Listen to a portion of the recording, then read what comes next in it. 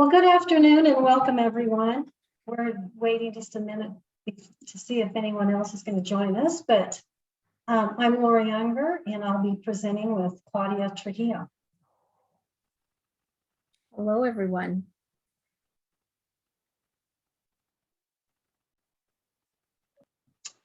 So today the Zoom logistics, everyone's camera on for the duration of the training. We would love to see your smiling faces.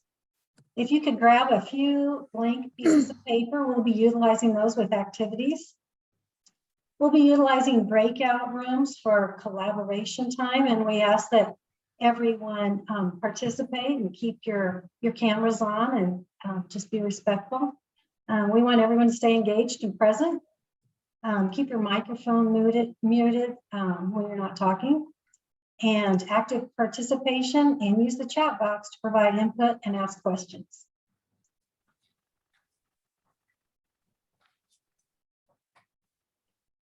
So introductions, as I said, I'm Laurie Unger. I'm a senior education specialist for Generation Schools Network. I've obtained a Bachelor's of Arts in Secondary Science. I've taught 7th through 12th grade science, then obtained my Master's in School Counseling. So worked as a school counselor for a number of years, and then pursued my credentials in educational leadership and policy studies, obtained my administrative license, and then worked as a K through 12 principal. Claudia? And I'm Claudia Trujillo, and I'm also a senior education specialist with GSN. And I have a bachelor's in elementary ed with an emphasis in literacy, and a master's in curriculum and instruction. And this is my 30th year in education as a teacher and an instructional coach K-12. And now I'm in higher ed along with GSN.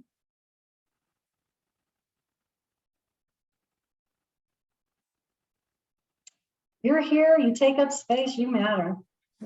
So there's no more lovable people than educators. And so we feel fortunate that you're joining us today, and we thank you, and we hope you enjoy what you're presented.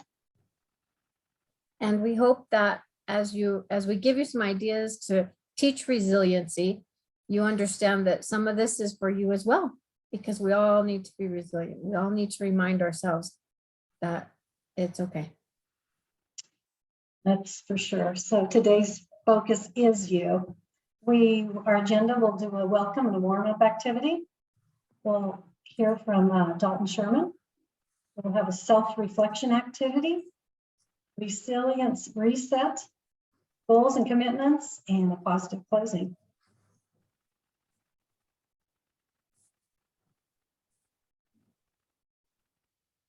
So a welcome warm-up activity for any group should be something positive.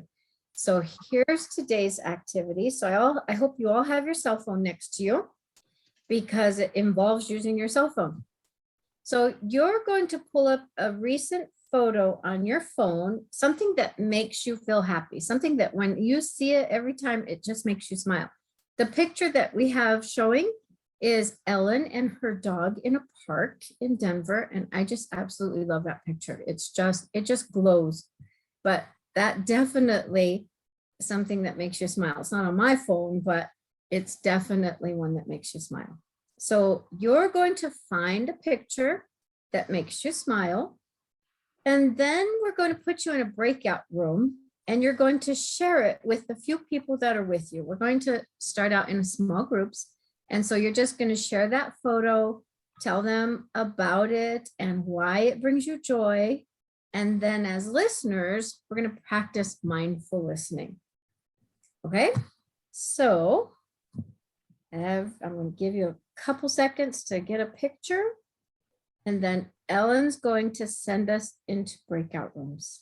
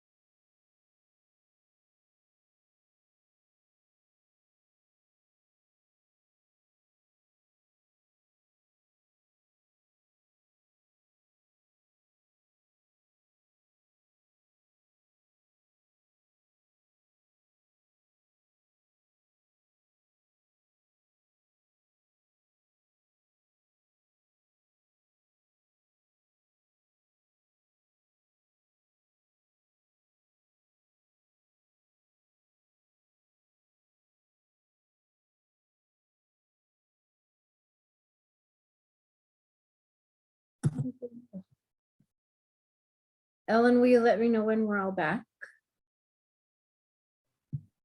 Yes, I believe we should be all back. I think we can go to the next slide.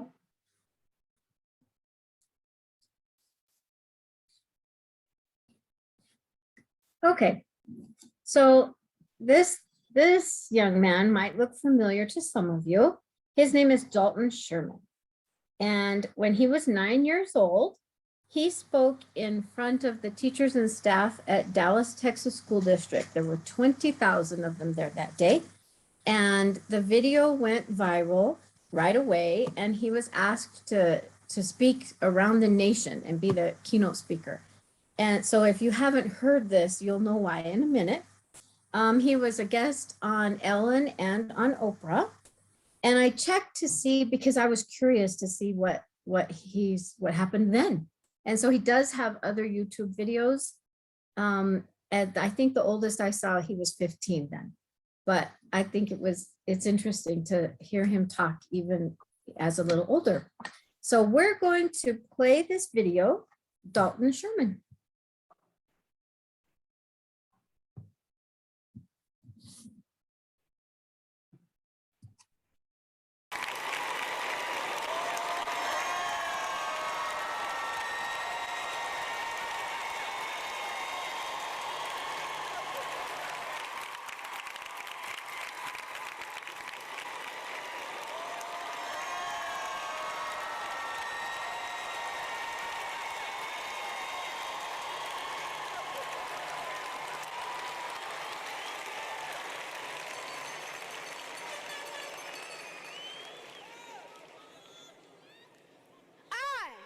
Believe in me. Do you believe in me?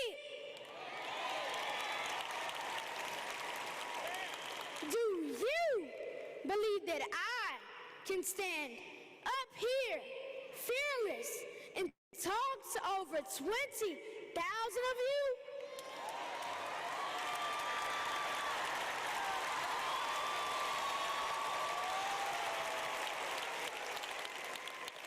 Charles Rice Learning Center. Do you believe in me? Come on, I can't hear you. That's right, they do. Because here's the deal. I can do anything, be anything, create anything, dream anything, become anything.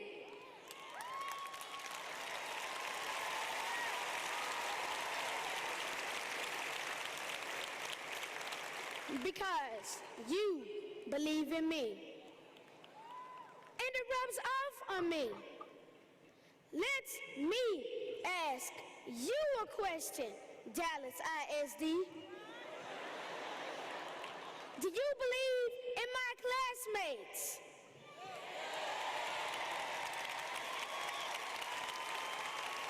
Do you believe that every single one of us can graduate ready for college or the workplace?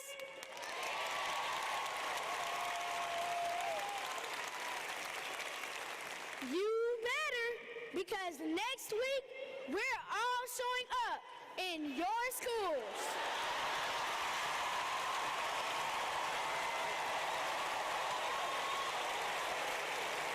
All 157,000 of us. And what we need from you is to believe that we can reach our highest potential.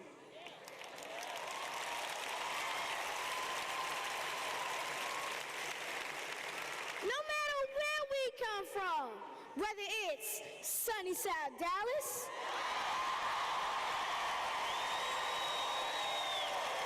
whether it's Pleasant Grove,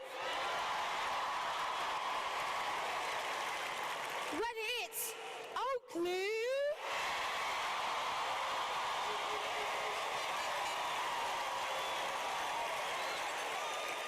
or North Dallas, or West Dallas, or wherever you better not give up on us. No, you better not. Because as you know, in some cases, you're all we've got.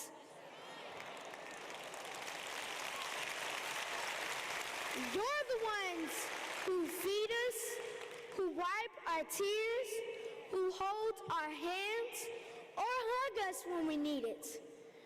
You're the ones who love us when sometimes it feels like no one else does.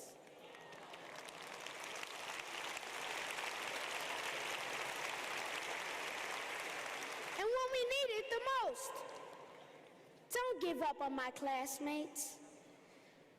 Do you believe in your colleagues? Do you? I hope so, because they came to your school because they wanted to make a difference too. Believe in them, trust them, and lean on them when times get tough. We all know we kids can sometimes make it tough. Am I right? Can I get a amen? So whether you're a counselor or a librarian, a teacher assistant, or work in the front office, whether you serve up meals in the cafeteria, my favorite, or help keep the halls clean, or whether you're a teacher or a principal, we need you. Please believe in your colleagues and they'll believe in you. Do you believe in yourself? Do you believe that what you're doing is shaping not just my generation, but that of my children and my children's children? There's probably easier ways to make a living, but I want to tell you on behalf of all the students in Dallas, we need you. We need you now more than ever. Believe in yourself. Finally, do you believe that every child in Dallas needs to be ready for college or the workplace? Do you believe that Dallas students can achieve? We need you, ladies and gentlemen. We need you to know that what you're doing is the most important job in the city today. We need you to believe in us, in your colleagues, in yourselves, and in our goals. If you don't believe, well, I'm not going there. I want to thank you for what you do for me and for so many others.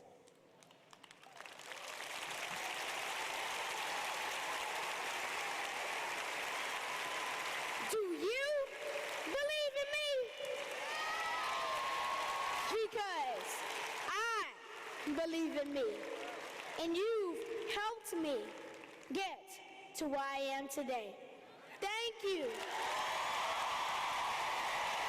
Thank you.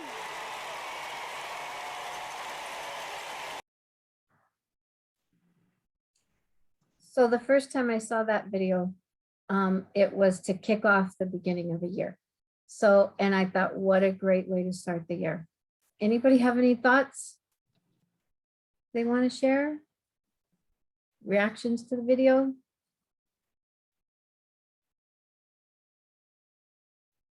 What a great little speaker he is. Yes, impressive for his age. Yeah, yeah. Okay.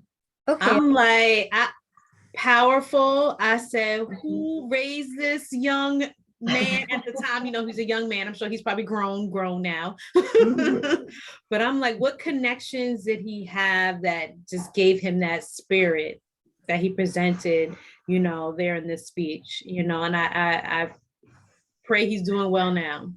Mhm. But it's powerful even today. My curiosity was, you know, I'm sure he inspired every single teacher there, you know, to and reach to why they became teachers, but also what students were able to see him and realize, oh my gosh, there's more in me too than I give myself credit. That's a good point. That is a good point. I hope his school district showed it. Mm. You know, they said that everything has a conclusion, comes to an end, except for words.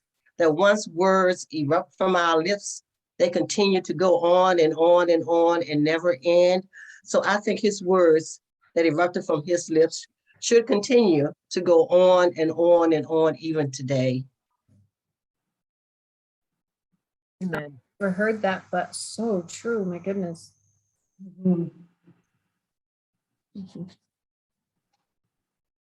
Yeah, because I feel like students can sense if you don't believe in them. You know, whether you say it with your words or with your actions, they can sense that. But we want the students that we work with to know and feel. It's a feeling too. They got to feel it too, that, you know, we do believe in them, you know? So it's just as important as making sure they know their math, their social studies, etc. Mhm. I agree with you because I have had students to come back and tell me, you know, if it weren't for you, I would have dropped out. I wouldn't have done this. I would have just given up. You know, that is great to hear that you actually made a difference, even when you felt like you weren't making a difference at all. You just wonder, you know, what am I doing? Is this going to pay off? You know, but then when you get just that one, even just one person to come back and say, you truly made a difference in my life, it's worth it. Mhm. Exactly. I remember one student, I was doing grade counseling at the one day a week I would, and I was meeting with a student and he looks at me and goes, Mrs. Unger, you care more about my grades than I do. I'm like, yes, I know. Mhm. Okay, Ellen, I think we're ready. We don't learn from experiences. We learn from reflecting on the experience. So I'd never heard that quote before either, but again, I mean, when you think about it, that's so true. So, and we ask our students, we use self-reflection with our students all the time. Whether you're a classroom teacher or a counselor or an interventionist, all the time. That's part of the learning process, is to look back. So it just makes sense that we would use that for ourselves as well, because teachers are lifelong learners. And so we're going to do a little reflection activity. So you'll need one of your pieces of paper. So we have 10 questions, and we're going to put the link in the chat, and you can click on that link and then use your piece of paper to just answer the 10 questions. And then we're going to stay in this whole group while we do it. In case anybody has questions, we're right here. And then we're going to go into breakout rooms when everyone's finished with their reflection activity and share with our small groups again. So about 10 minutes to answer the reflection questions.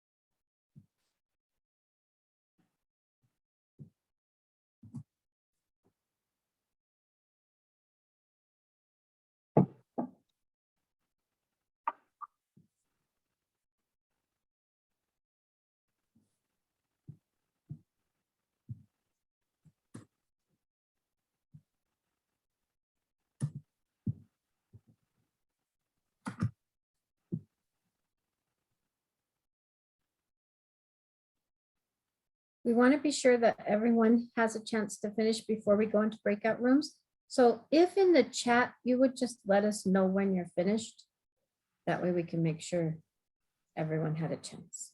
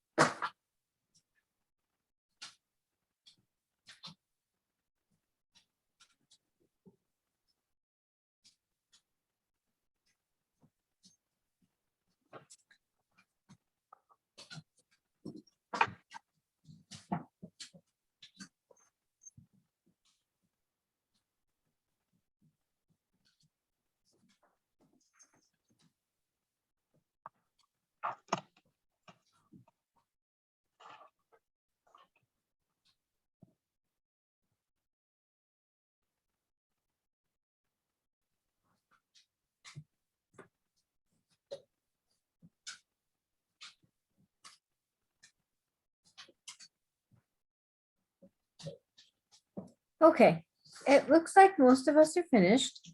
So our reflection questions today were all around why you do what you do and how you do it and how you work with students and your colleagues.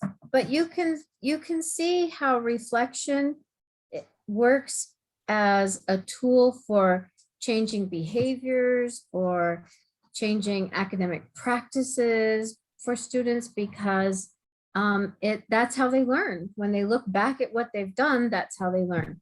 Another important piece to that learning process is to share.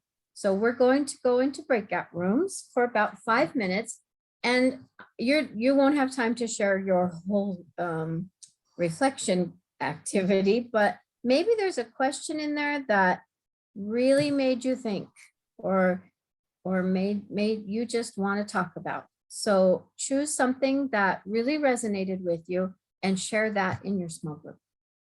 And we'll just stay in those groups for about 5 minutes.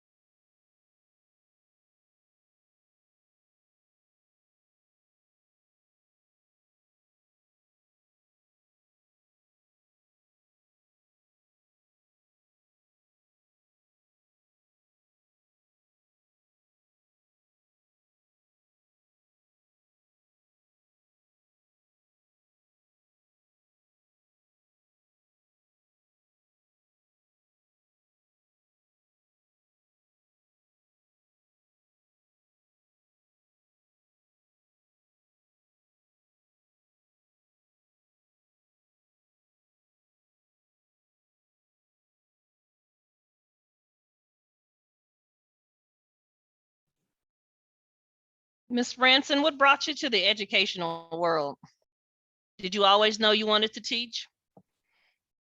You know what? I ran from teaching. I came from the legal world. I was in the legal world for about 18 years, and many individuals had told me that I wanted to teach, and it was by a whim. I decided to volunteer as a youth church Sunday school teacher only because they were short. And after volunteering probably for 2 Sundays, I knew my calling was in teaching. And so I left the legal field and became a teacher, which was something I said I would never do. And how many years in now? Wow, this is about 21 years. Wow, yeah. 21 years. So this is a second career for me. But someone said something to me one time. They said, so oftentimes we throw around the cliche, what is your purpose and destiny? And I really didn't know exactly what that meant. And they said, think about it. If you can do something every day and not worry about money because you already have enough money, what would it be? And I told them, I enjoy being around kids. I just enjoy being around kids. And that's how I came into what my purpose and destiny was. It was to be a teacher, this thing that I was running from was my purpose and destiny. And so it came back full center. And so therefore, here I am. Well, thank you Wonderful. for not What do you running teach? too far. Yes. What do you teach? I actually, I've been in a lot of positions in the educational world. Started off as a technology teacher, then went into instructional coaching, did some things regarding assistant principal, educational consultant. I'm back into public schools for the last 2 years under STEM. And so I write curriculum for STEM as well as do instructional coaching, cross-categorical for STEM. So therefore, STEM is my knack. Well, thank you for sharing.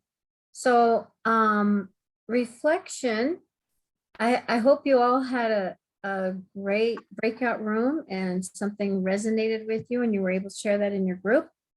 And my group led right into our next slide because reflection, if used to change a behavior or to change a mindset, can really, Ellen, take us to the next slide, goes right in with changing to a growth mindset. So if you find yourself in a fixed mindset, and I'm not going to read the 3 here, but it's a comparison of a fixed mindset to a growth mindset, which leads to a creative mindset. And in my groups, part of the conversation was that when you find yourself kind of stuck in a mood of picking up negativity from others and just kind of going with it, and then do a little reflection on that, on how that's affecting you, and maybe it makes for really long days. So in order to change how you think, you do that little reflection, and then you come out with, maybe you can move to a growth mindset, and even better, to a creative mindset. Because in a creative mindset, you love problems. You like to find multiple ways to change things.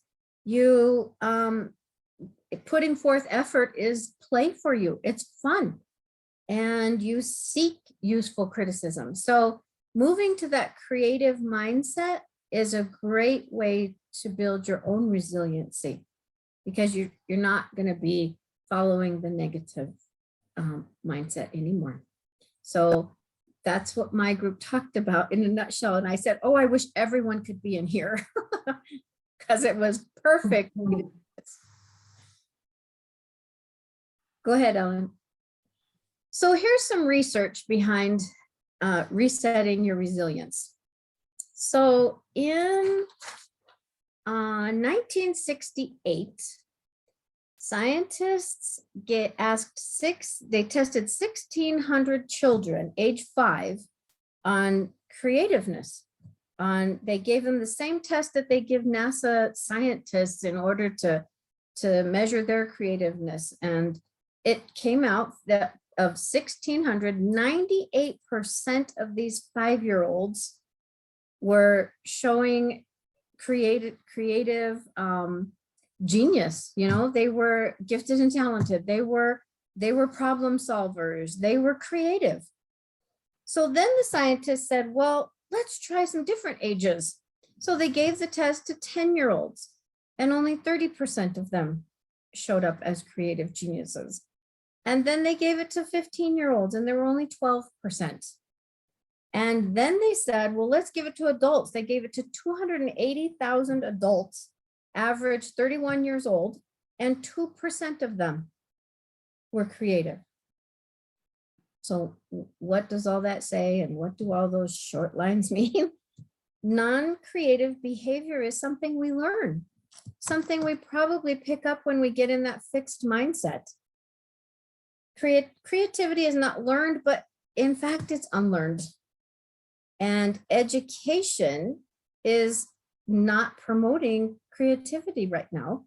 It's about memorizing facts, and maybe we need to let kids solve problems, and maybe they need to do a little more experimenting because they need to learn new things in order to build their resilience.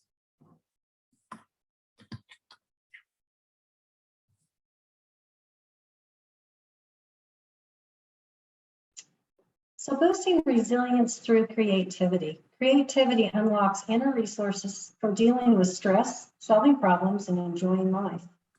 When we are creative, we are resourceful, and we problem solve in new and original ways. Many educators are concerned of managing stress, preventing burnout, and the constant turnover in the schools. It's found that creative activities stimulate alpha waves in the brain, which correlates to relaxation. Studies have shown that drawing, knitting, and journaling, they raise serotonin levels, decrease anxiety, and contribute to resiliency. Here's a few ways to foster a creative mindset. One is asking questions. Just like Claudia talked about, they asked 5-year-olds, they did a study and they determined that 5-year-olds ask 120 questions a day. 6-year-olds ask 60 questions a day. And adults age 40 only ask 4 questions a day. So asking questions and being curious. I think we touched upon that. Experiment, fail, and be comfortable failing, and take notes. So in the classroom, having that risk-taking belief, whether it be in instructional practices or building lesson plans, feeling comfortable to take risks. Thomas Edison said, "I made more mistakes than anyone else I know, and sooner or later, I patent most of them." What an example of a growth mindset. Ellen? So managing stress through creativity. 3 good things. So each night, if you could take just a couple moments and reflect on the day and write down 3 good things that happened. They may be as simple as, I hit all green lights on the way to work. Or Tommy had a good day, 3rd period. Or it could be something very big. I was asked to present at a state conference. And then at the end of the week, summarize those and just reflect on all the good things that happened that week. The experience of Zen coloring. They say even doodling, it takes you into a mindful state. Claudia has an example of that, coloring. Mine's, yes, coloring. I have a I have a coloring book. My favorite coloring book is a Jason Momoa book. And he's in all these tropical scenes on islands and things. And so I get to color Jason Momoa while my grandson colors, what are those, Paw Patrols? But it's all about the coloring. And creating a joy collage, so looking at magazines, cutting or tearing out any joyful picture that resonates with you and pasting it on a cardboard or chart paper, and reflecting on that. Starting new habits, determine what habit you would like to implement, what are the steps you're going to take to get there. Reflect on how it would appear if you mastered that, and who can you have on board with you to help you maintain that habit. And writing morning messages. So first thing in the morning, take a couple minutes and just think about something that you're grateful for or someone that you appreciate, and send an email or a text to that person. So I have a friend that about once a week, I'll wake up to a text message that just says, have a great day, or thinking of you. I mean, it takes that long, just 2 seconds to make someone's day as soon as they wake up, and or shortly afterwards with their morning coffee, they get to have a great day. I also think of 3 good things. My grandson's 8 years old, and he got into this mindset of, I hate school, we don't do anything fun. So every day when he comes home from school, we sit down and we both write 3 good things that happened to us today. And it's really changed it around for him. I mean, he comes home and he's ready to write 3 things. And sometimes I have to think about them, but I can come up with 3 good things too. And so we have our little journals that we get out at the end of the day, just to put a positive note on the end of his day.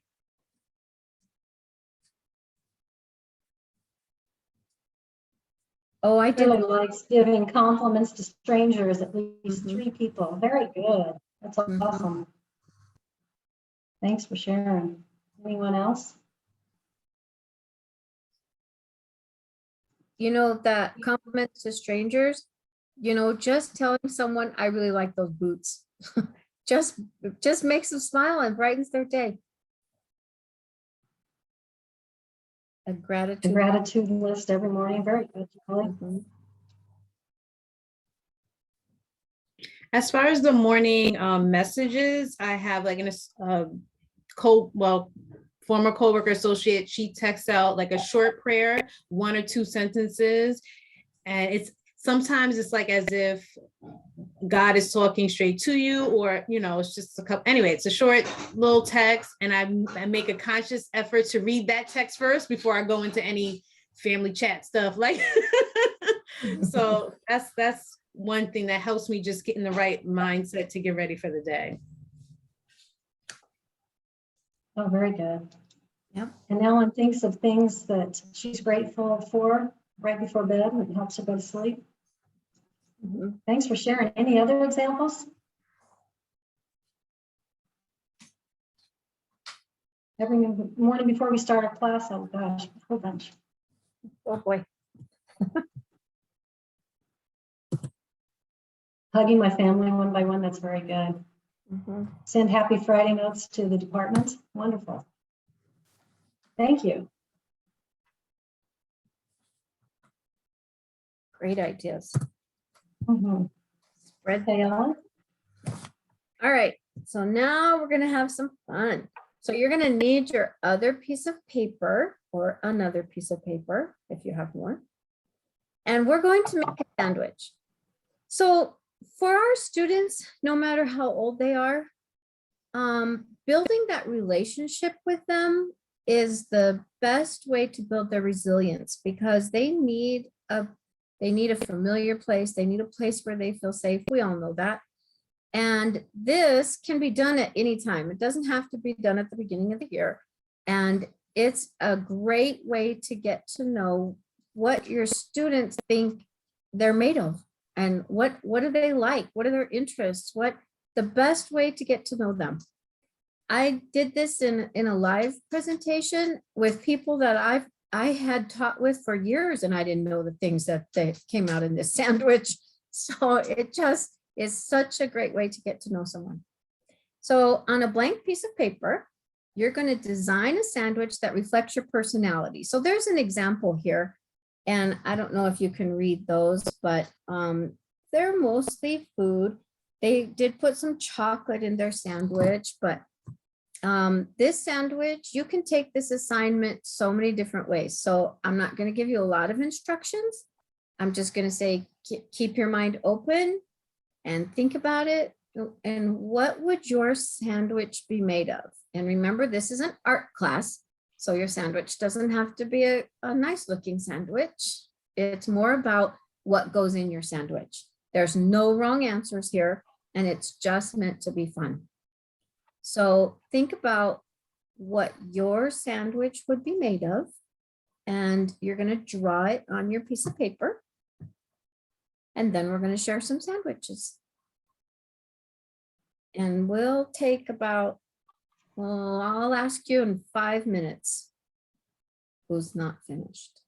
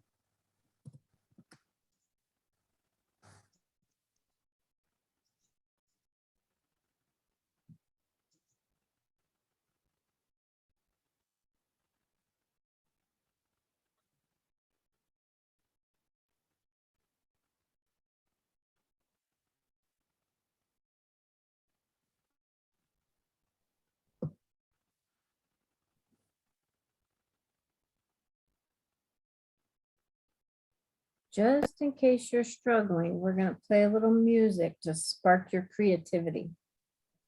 With my arms open wide, I threw away my pride. I sacrificed for you, dedicate my life to you. I will go where you lead. I'll be right there in a time of need. And when I lose my will, you'll be right there to push me up that hill. There's no looking back for us. No, it ain't, baby. We got a love, and sure enough, that's enough. You're all I need. You're all I need.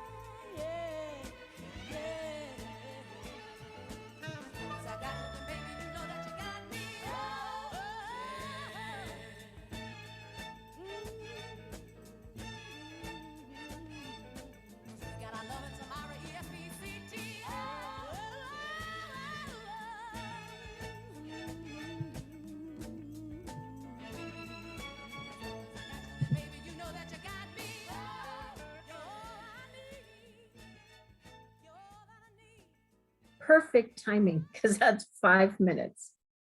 Does anyone feel like they need more time?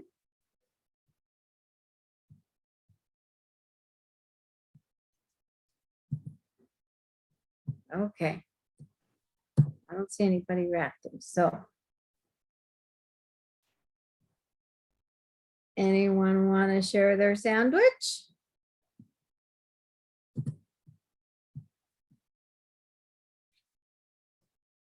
I am glad that you said there are no, Going.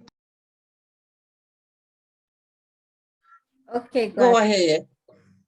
Oh, You started, you can go ahead. I'm glad you said there are no wrong answers because I cannot draw one lick. But if you can see, I do a wrap all the time. So this is my sandwich. And on the outside, it says, we can do this.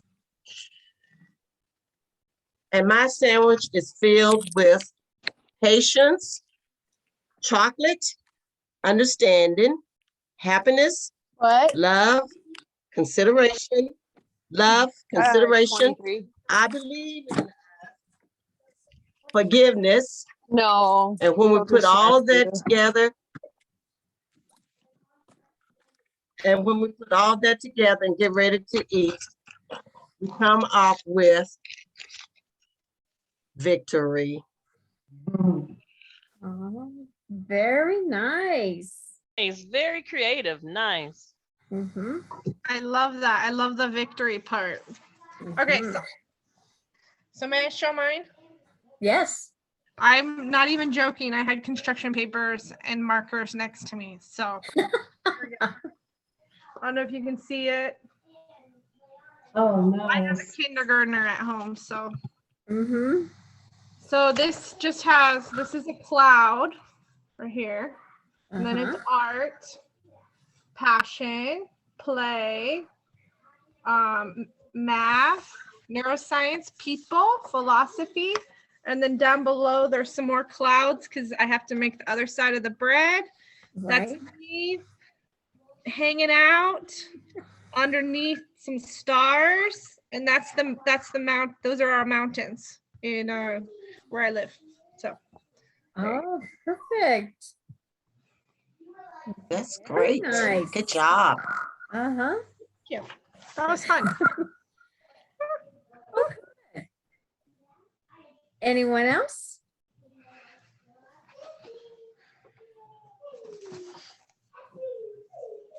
Okay, That so was I fun. didn't have I any like that. markers or construction paper. And I don't know how well you'll be able to see it. It's real simple. It's okay.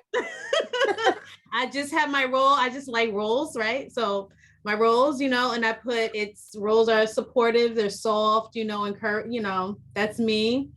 No, I could be hard too, but anyway, turkey, it's protein, right? So I provide strength to, those I work with from the youth to adults, and then the lettuce, because it's real and it's fresh. So that was it. That's great.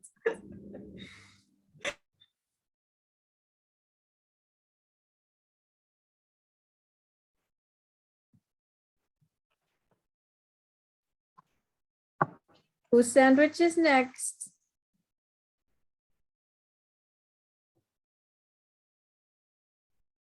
Okay, I'll go. I was muted. All right, so I have had this pack of pens for years and I just keep finding dead ones. So my colors have been limited. But I started out with just my favorite color, which is teal, and it's a very calming color. Almost everything I own is this color. This is my pineapple, kind of hard to see.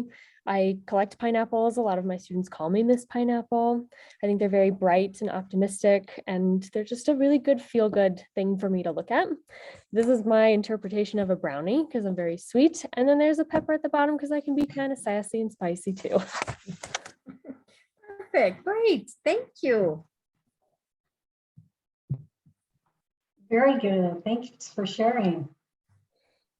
You can see what a variety it is. And as we go along, that's why I didn't give you a lot of directions, because people just take it different ways.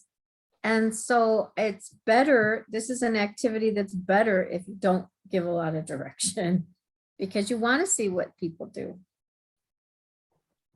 Yes, and as Shirley stated, this is something that you can do with your students anytime. Very good. Definitely.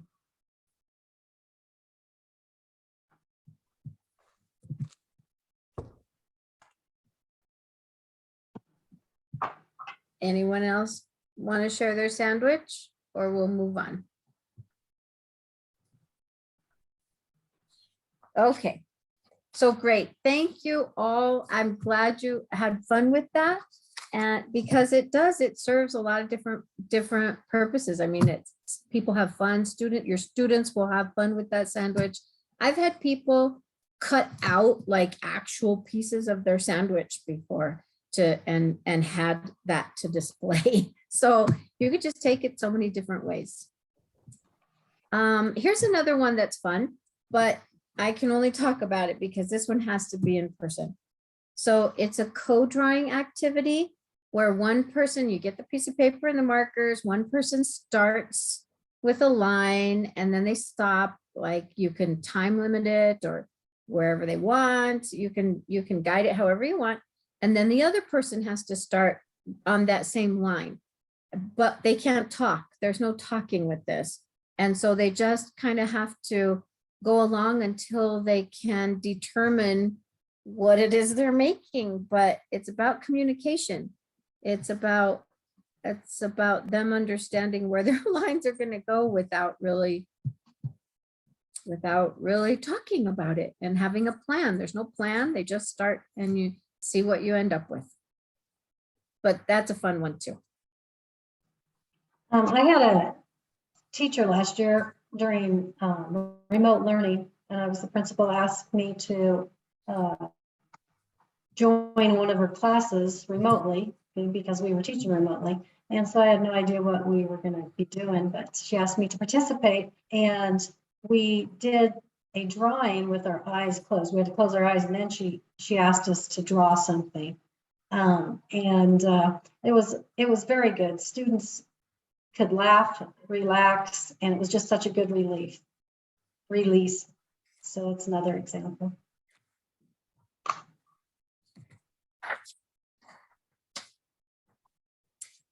Okay, so this next activity comes from the GSN curriculum, and it's out of the high school unit, but you can see that this could work with any grade level. And if you have access to the GSN curriculum, you already know that you have any grade level you want, you can take a lesson from and adapt it to your own. So in this one, it teaches collaboration, and you have a partner, small group, however you want to structure that. And they talk about different, we'll call them problems, but things that maybe they disagree with the way their school or their classroom or any group they belong to, a problem that they would like to see changed, something they want to see a change happen. So in their group, then they have to, after they identify the problem, then they have to brainstorm a solution, because, you know, if you're going to complain about something, you better have an alternative plan. So then they brainstorm a solution, and maybe as an adult, you can help them understand, well, you know, maybe this isn't such a great idea because of this. You know, maybe they don't understand the workings of the school policies or the board or whatever. So you can have a little input, but it's up to them to come up with a solution. And, you know, you could take that as far as you want. Maybe they're writing letters to the principal, or however you want to incorporate that. But their solution can be shared with whoever you want. And maybe it's a way that you're teaching them you can make a difference. You can make a difference if you really do it thoughtfully. So that's another activity. And here's an example of one of our colleagues that implemented creativity through the social emotional learning curriculum at Salida Middle School. It was a 5-week activity that the ultimate goal was to create a quote that represented each grade level. So week 1, they looked at initial quote discussion and how do I fit into advocacy. Then 2, the meanings of quotes, and then each class selected a quote that represented them. And then they proceeded to choose a quote that represented the whole grade level and created a banner. And the last culminating activity with the whole grade level was the signing and the hanging of the banner. And we have a couple examples to show you. So week 2, the individual quotes. One says, life is like a bicycle. To keep your balance, you must keep moving. Another example, hard work beats talent when talent doesn't work. This is the week 2. Okay, Ellen. Here's some examples of the class representations of week 4 and 5. Yesterday is history, tomorrow is a mystery, but today is a gift. That is why it's called the present. And then they all signed their banner. Class of 28. You don't drown by falling in the water, you drown by staying there. And this could follow them from elementary school clear through high school and ultimately end up being their senior quote that represents their class. I don't know that we could mandate that from the time they're in elementary school, but it'll be interesting to see where it goes.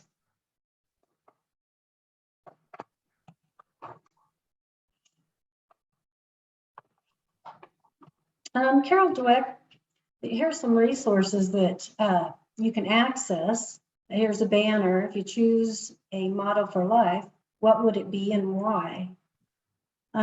The link attached is a really nice link that there are a lot of resources that you can access, and you'll be emailed this whole presentation to where you can look at those. But Carol Dweck, she talked a lot about the power of yet and not yet, and how you can implement with your classes not a failing grade on an assignment, but a not yet assignment to where there's room for improvement. And we liked this example in the resources. Draw your brain with the growth mindset zone. So imagine and put into words and phrases what that might be and what that might look like. So this is one example of those resources.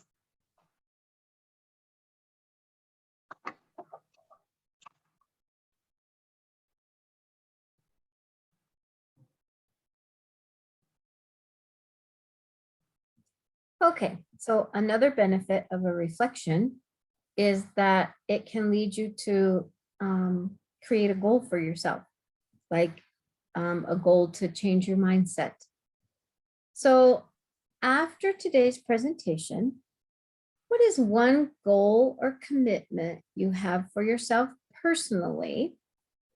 And then take it into your community, your school community, your classroom community. What's one goal or commitment you have for your classroom or your school community? Because some of us might be counselors or interventionists. So one personal and one for your classroom. And you can just jot those down on your paper. And you don't even have to share them unless you'd like. Sometimes saying it out loud makes it real.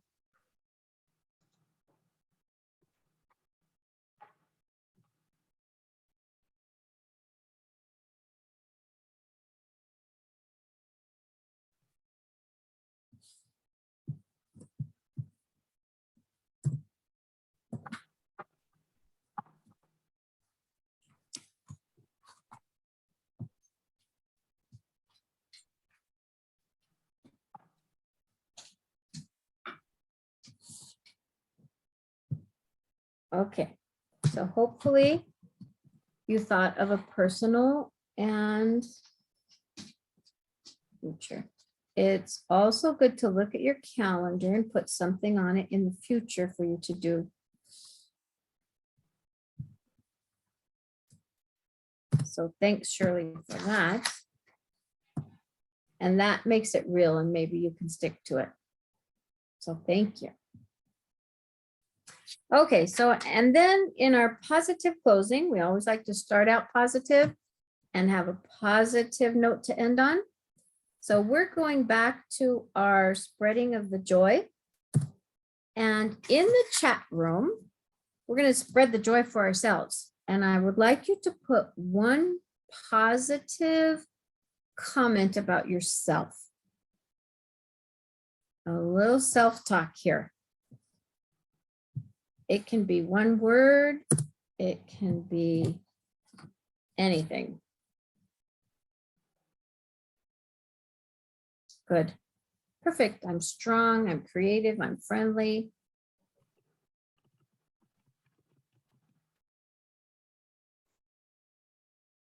I can do hard things. Definitely a creative mindset. Committed. You've got this. Very good.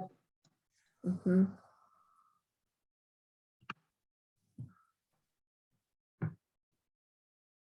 I'm flexible, so important. Amazing, kind. Great.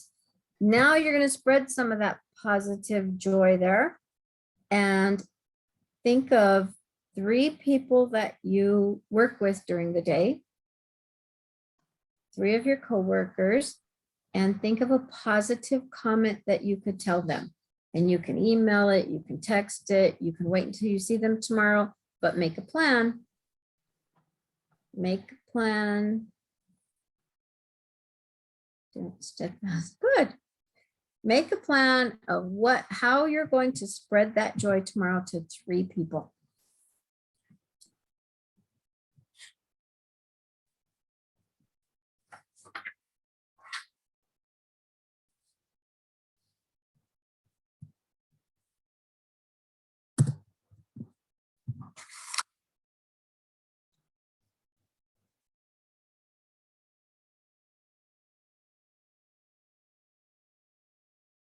And Ellen.